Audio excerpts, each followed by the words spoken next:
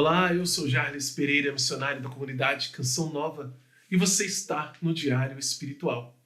Vamos fazer juntos? Em nome do Pai, e do Filho, e do Espírito Santo. Amém. Vinde, Espírito Santo, enchei os corações dos vossos fiéis e acendei neles o fogo do vosso amor. Enviai o vosso Espírito, e tudo será criado, e renovareis a face da terra. Oremos. Ó Deus, que instruíste os corações dos vossos fiéis com a luz do Espírito Santo, fazei que apreciemos retamente todas as coisas segundo o mesmo Espírito e gozemos sempre da sua consolação. Por Cristo Senhor nosso. Amém. Primeira carta aos Coríntios, capítulo 11, versículos de 23 a 34, terminando-se o capítulo 11. Com efeito, eu mesmo recebi do Senhor o que vos transmiti. Na noite em que foi entregue, o Senhor Jesus tomou o pão e, depois de dar graças, partiu e disse: Isto é o meu corpo, que é para vós. Fazei isto em memória de mim. Do mesmo modo, após a ceia, também tomou o cálice, dizendo: Este cálice é a nova aliança em meu sangue. Todas as vezes que dele beberdes, fazei-o em memória de mim. Todas as vezes, pois, que comeis deste pão e bebeis deste cálice, anunciais a morte do Senhor até que ele venha. Eis porque todo aquele que comer do pão ou beber do cálice do Senhor indignamente será réu do corpo e do sangue do Senhor. Por conseguinte, que cada um examine a si mesmo antes de comer desse pão e beber desse cálice, pois aquele que come e bebe sem discernir o corpo, come e bebe a própria condenação. Eis porque há entre vós tantos débeis e enfermos, e muitos morreram. Se nos examinássemos a nós mesmos, não seríamos julgados, mas por seus julgamentos o Senhor nos corrige para que não sejamos condenados com o mundo. Portanto, meus irmãos, quando vos reunirdes para a ceia, esperai uns aos outros. Se alguém tem fome, coma em sua casa, a fim de que não vos reunais para a vossa condenação. Quanto ao mais, eu o determinarei quando aí chegar. Palavra do Senhor, graças a Deus. Paulo ensinando para os coríntios como é que se deve celebrar a missa corretamente. E aqui ele mostra que o centro da Eucaristia é a consagração. É o que nós já sabemos, né?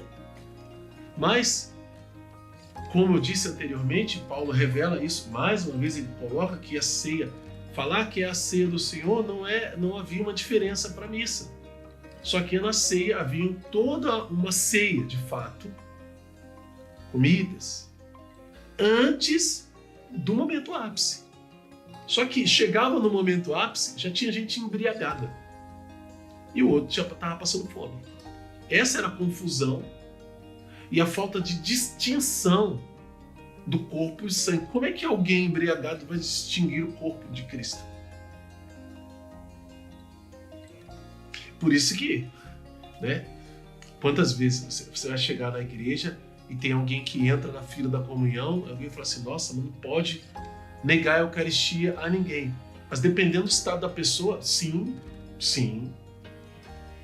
Se um ministro da Eucaristia, por exemplo, sabe que aquela pessoa não é católica, ela inclusive anda em outras religiões por aí, fazendo sacrifícios diferentes e quer ali comungar, ainda pegar Jesus na mão. Tem gente que faz isso. Então a gente tem que ter um zelo pela Eucaristia, não pode ser bobo. Tem muita gente que vai à missa para roubar a Eucaristia. Vai fazer sacrilégio. É claro, entre os coríntios não tinha isso, mas tinha talvez outra coisa tão ruim quanto, que era pessoas totalmente desleixadas. É igual alguém que está cometendo pecado mortal, aí a torta direita, não tem um pingo de arrependimento e vai comungar. Comungar. Ou como os coríntios vivendo uma divisão, um racha, um não fala com o outro. Isso também é pecado, gente. Sério, escândalo. E vai comungar do mesmo jeito. Você não fala com outra pessoa que está do seu lado, na outra fila. Não olha na cara dela. Às vezes mora do lado ou está na mesma pastoral. Não se conversa, mas vai comungar piedosamente. Então, Paulo está dizendo que nós precisamos examinar a nossa consciência. Se a gente examinar a nossa consciência, a gente não está livre de pecado. A gente tem ainda alguns pecados, mas tem pecados que são veniais. Pecados mais leves que você vai lutando contra ele e você se arrepende ali no ato penitencial. Mas tem pecado que é mortal. Tá brigado com a pessoa, não falar com ela. Dentro do não matarás está aí. Tem gente que só não mata porque não tem coragem. Mas vontade é. Deseja que o outro morra, inclusive. Isso é pecado mortal. Às vezes você está em adultério. Você roubou alguém. Você caluniou a pessoa. Falso testemunho. Veja, é só pegar os 10 mandamentos e olhar. Se eu estou fazendo alguma coisa contra eles, eu estou em pecado mortal. Não dá para comungar, tem que confessar. Faltou a missa domingo. Sem motivo, né? Legal, o que seria o motivo para faltar a missa domingo? Você tem alguém doente em casa, só depende de você. Se você deixar essa pessoa, ela corre risco sério. Ou você tem que levar ela ao médico. Não deu para ir à missa, você não está em pecado, porque você está usando, sobretudo, a caridade de Cristo. É Cristo doente que você cuida dele. E muitas vezes essa pessoa que está fazendo essa oferta de não ir na missa comungar, que não é só comunhão na missa, né? Aqui Paulo está focando na comunhão, mas não é só. Tem a palavra. Você comunga tudo. Toda a ceia, toda a celebração. Você viu que Judas, ele não estava, né? Na hora que a missa realmente começou. Ele saiu. Ele não participou da comunhão. Ele estava ali, mas no ato penitencial, Jesus falou, um de vós vai me trair. Serei eu, serei eu, serei eu. Todo mundo ali, minha culpa, será que sou eu? Ali saiu. Depois daquilo ele saiu. Claro, mas ele estava comendo. Sim, mas não era a consagração ainda. Então veja, nós precisamos participar da missa como um todo. Canto de entrada, né? Acolher, a procissão de entrada, celebrar, ato penitencial, ouvir a palavra, ouvir a homilia e aí participar da liturgia eucarística e comungar. É um contexto todo. É claro que essa experiência de comunhão ela vai crescendo conforme a gente se aprofunda e se abre a Deus. A gente entende melhor o mistério. Os santos, né, tinham esses êxtases que a gente fala, e alguns, mesmo sem ter êxtase, mergulhavam profundamente na Eucaristia. Por quê? Porque se entregavam mais. E o tempo que gastavam com Deus, a gente vai chegar lá se fizer a mesma coisa. Agora, se a gente ficar distraído, preocupado com a roupa do outro, né? Brigado, né? Chega sempre em cima da hora, não valoriza, preocupado com a hora, esse padre fala muito, o outro é chato, não sei o quê. Olha, o Ministério de Música, você não vai participar da missa direito. Aí esquece. E não põe a culpa em ninguém, não. Porque, olha, a gente tem que estar disposto para vencer todos esses obstáculos para viver bem a Eucaristia. Jesus está lá do mesmo jeito, apesar de mim e de você. Apesar da música ruim, apesar do padre que não prega, que você acha que ele não prega bem, ou que ele não tem devoção, apesar do ministro que erra tal coisa, apesar de tudo, do som, de tudo. Pensa no que pode dar errado. Apesar de tudo isso,